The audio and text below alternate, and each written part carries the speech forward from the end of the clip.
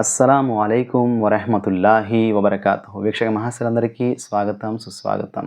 ఇస్లాం పరిచయం లేదా ఇస్లాం చరిత్ర అనేటువంటి మన ఈ కార్యక్రమంలో భాగంగా మనం ఈరోజు మానవ సృష్టి మహోత్కృష్ట జీవిగా ఈ అంశాన్ని పరిశీలించే ప్రయత్నం చేద్దాం.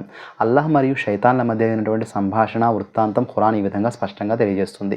నిశ్చయంగా మేము మనిషిని అంటే ఆదం అలైహిస్సలాం వారిని మట్టి సారంతో సృజించాము. 23వ అధ్యాయం 12వ ఆయత్. ఇందులో మొదటిది, నేను భూమిలో ఖలీఫా అంటే ప్రతినిధిని, అంటే ప్రపంచంలో మానవుని నిజస్థానం, అతని జీవిత లక్ష్యం ఏమిటో తెలియజేసే పదం ఇది. ఖలీఫా ప్రతినిధి అంటే ఈ ప్రపంచంలో మానవుడు దేవుని ప్రతినిధిగా, దేవుడు పంపినటువంటి ఆజ్ఞని పాటిస్తూ ఆయనకు పూర్తి విధేయుడై జీవితం గడపాలి. జీవితంలోని ప్రతి రంగం ఆయన ఆదేశాలే పాటించాలి. అంతేగాని మానవుడు స్వయంగా యజమాని అయిపోయి ఇష్టానుసారంగా విశృంఖల జీవితం గడపడానికి ఎంత మాత్రము కూడా వీలు లేదు. ఖలీఫా అనే పదాన్ని మన దేశంలో బ్రిటిష్ పాలకుల కోసం వాడిన వైస్రాయ్ అనే ఇంగ్లీష్ పదంతో కూడా పోల్చవచ్చు. ఇలాంటి ప్రతినిధిని నేను చేయబోతున్నాను అని నీ ప్రభువు తన దూతలతో అన్నప్పుడు ఖురాన్ గ్రంథం 2వ అధ్యాయం 30వ ఆయత్. భూమిలో కల్లోలాన్ని రేకెత్తించి రక్తం ప్రవహింపజేసేవాడిని ఎందుకు సృష్టిస్తావు ప్రభు? నిన్ను స్తుతించడానికి, ప్రశంసించడానికి, నీ పవిత్రతను కొనియాడడానికి మేమున్నాం కదా అని వారు అన్నారు. అంటే దైవదూతలు 2వ అధ్యాయం 30వ ఆయతులోనే. ఇక రెండో విషయం, దానికి అల్లాహ్ సమాధానంగా నాకు తెలిసినవన్నీ మీకు తెలియవు అని అన్నాడు. 2వ అధ్యాయం 30వ ఆయతులోనే. మూడో విషయం, తరువాత అల్లాహ్ ఆదంకు అన్ని వస్తువుల పేర్లను నేర్పి వాటిని దూతల ముందు ఉంచాడు. ఒకవేళ మీరు చెప్పేదే నిజమైతే కాస్త వీటి పేర్లు నాకు చెప్పండి అన్నాడు. మీరు పరిశుద్ధులు, మీరు మాకు తెలియజేసినంత మేరకే మాకు తెలుసు, దానికి మించి ఒక్క విషయం కూడా మాకు తెలియదు. వాస్తవానికి మీరే అన్నీ తెలిసినవారు, వివేకవంతులు అన్నారు దైవదూతలు. ఖురాన్ గ్రంథం 2వ అధ్యాయం 31-32 ఆయతుల్లో. ఆ తరువాత దైవం ఆదం అలైహిస్సలాం వారితో ఈ వస్తువుల పేర్లు ఏమిటో వారికి చెప్పు అన్నాడు.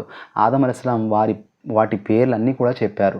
అప్పుడు దేవుడు దైవదూతలతో ఇలా అన్నాడు, భూమి ఆకాశాల్లో గుప్తంగా ఉన్న సమస్త విషయాలు నాకు తెలుసు అని నేను ముందే మీకు చెప్పలేదా?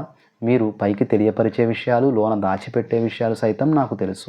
ఆ తర్వాత మేము ఆదం అలైహిస్సలాం వారికి గౌరవ సూచకంగా అభివాదం చేయండి అని దైవదూతలను ఆదేశించాం. దీన్ని బట్టి విశ్వ వ్యవహారాలను నిర్వహించేటువంటి దైవదూతలపై మానవునికి దేవుడు ఆధిక్యతను ప్రసాదించాడు. అంటే మానవుడిని యావత్ సృష్టిలో ఉత్కృష్ట జీవిగా, ఖలీఫాగా చేసి ప్రపంచంలో అతను చేసే ప్రతి పనిలో దైవదూతలు అతనికి సహకరించాలని ఆదేశించాడు అన్నమాట. మానవునికి ప్రసాదించబడిన ఈ ఆధిక్యత, ఉత్కృష్టత కారణంగానే అతనికి గౌరవ సూచకంగా అభివాదం చేయాలని దైవదూతలను మరియు జిన్నాతులను ఆజ్ఞాపించడం జరిగింది. అప్పుడు ఇబ్లీస్ అది ఆజ్ఞను పాటించలేదు. అప్పుడు అల్లాహ్ సుబ్హానహు వ తఆలా, ఇబ్లీస్ నీకేమైంది? నేను నా స్వహస్తాలతో సృష్టించినటువంటి మానవునికి అభివాదం చేయకుండా నిన్ను ఏ విషయం నిరోధించింది? నువ్వు స్వతహాగా గొప్పవాడివి అయిపోయావా, లేక నువ్వు అసలు ఏదైనా అగ్రస్థాయి యొక్క ప్రముఖుల కోవకు చెందినవాడవని భావిస్తూ ఉన్నావా అని అడిగాడు. నేను అతనికన్నా శ్రేష్ఠుడిని, మీరు నన్ను అగ్నితో సృష్టించారు, అతడిని మట్టితో సృష్టించాడు అన్నాడు ఇబ్లీస్. 38వ అధ్యాయం 75-76 ఆయతులు. అలాగా అయితే నీవు ఇక్కడి నుంచి దిగిపో, ఇక్కడ గర్వంతో విరవేగడానికి నీకు ఎలాంటి హక్కు లేదు. వెళ్ళిపో ఇక్కడి నుంచి, నీవు మా ఆదేశాన్ని ధిక్కరించి పరమ నీచుల జాబితాలో చేరిపోయావు అని మేము అన్నాం. అయితే దేవా, మానవులు మళ్ళీ బ్రతికించబడే వరకు నాకు గడువునివ్వు అన్నాడు ఇబ్లీస్. అలాగే ఇస్తున్నా, వెళ్ళిపో, మేము ఈ విధంగా అన్నాం. 7వ అధ్యాయం 13-15 ఆయతులు. ప్రభు, నీవు నన్ను ఏ విధంగా దారి తప్పించావో అదే విధంగా నేను భూలోకంలో మానవులకు ఎన్నో మనోహరమైనటువంటి వస్తువులను చూపించి వారిని దారి తప్పిస్తాను. 15వ అధ్యాయం 39వ ఆయత్. ఓరి నీచుడా, శాపగ్రస్తుడివై ఇక్కడి నుంచి వెళ్ళిపో, విను, నీతో సహా నిన్ను అనుసరించే వారి అందరినీ నరకంలో నేను విసిరివేస్తాను అన్నాడు దైవం. 7:18లో. నా దగ్గరకు చేరుకోవడానికి ఇదే రుజుమార్గం. ఈ మార్గంలో నడిచే నా ప్రియ దాసులపై నీ అధికారం ఎంతమాత్రము చెల్లదు. నీ అధికారం నిన్ను అనుసరించే భ్రష్టుల మీదే చెల్లుతుంది.